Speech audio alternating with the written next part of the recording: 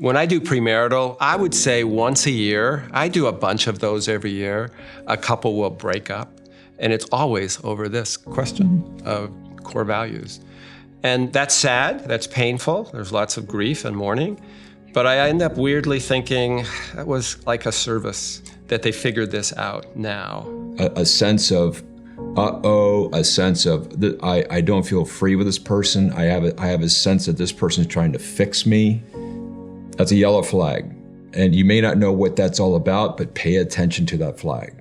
It may be the signal, I need to kind of, at minimum, slow this thing down, and maybe this relationship needs to end. I had shared this at one point, and we had talked about it. We both want to be better off for having been in this relationship, whether it's us being together or us not being together. Mm-hmm. Maybe it'll lead to marriage.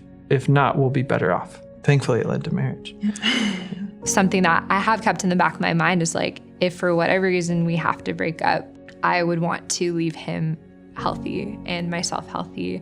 We don't have a covenant to keep us together. We haven't committed that to each other. So there is this reality of like, we could walk away from this and say like, you know what, that was significant enough to me that I don't know that we should be walking together anymore. And I want to be in a place that if for whatever reason we were to break up, to be like, I have not lost who I am in God. God still speaks identity over me every day, and I'm confident of who I am, that I respected emotional and physical and spiritual boundaries with this person to a place where we're not enmeshed. Like there's not going to be like a tearing of ties between us because we started to find identity in each other.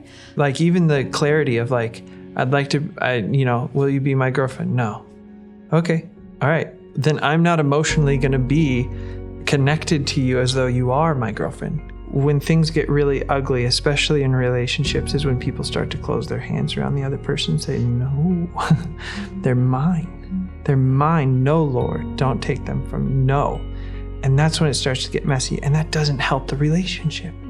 And that's when breakups look really bad. And I think that was something that when we had our earlier on, this DTR, we both were very this, and we were able to be this. And that made it so our breakup was actually beautiful. It was actually good to where we could walk away from one another, hopeful for ourselves and hopeful for the other person because we both trusted the Lord.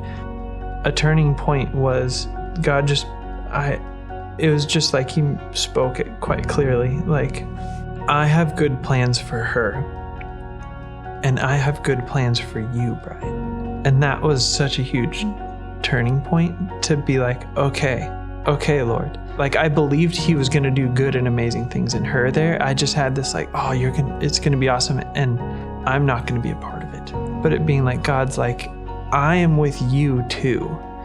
Right where you are, I am with you. And I have plans and intentions for you in this season as well. Don't miss them, Brian. Don't miss them. I think after a relationship ends, you're guarded. I was still trying to collect myself and understand myself. What I learned was allowing people into my life brought not only connections, relationships, and friendships, but also little bits of joy. So you began to feel your life building up again. It's one of those experiences that God allows you to go through so you can fully understand that you are still flesh and blood, human, and you're still going to have to fight and resist temptation and make decisions that are glorifying to the Lord and not just out of your own flesh. But to me, it showed me that even in our weaknesses, God is right there. You just have to call on Him. I don't want to only come to God when I'm in the depths of despair, but He shows up in such a cool way in those times. And I think that during those times, I actually got to realize or see God as like the perfect lover. That's what was really cool for me. Because it sucks to feel like you're broken up. And I've never felt so much like despair than when I've broken up with somebody. You hit that deep level. But I think that's just such an opportunity to deepen your relationship with God. And that's what happened for me. Like as Christians, sometimes we refer to the defending of our faith as apologetics. And I think that I know for me, I went through a time of apologetics about our relationship, of doubting, of questioning, Brian and who he is and our relationship, who we are together. That refined us. That made us stronger to where we went into it of like, yeah, I want to marry this girl. And she's like, yeah, I think I want to marry this guy. To like, whoa, like maybe we're not even going to be together in any way. This testing, it refined us and clarified, nope, this is good.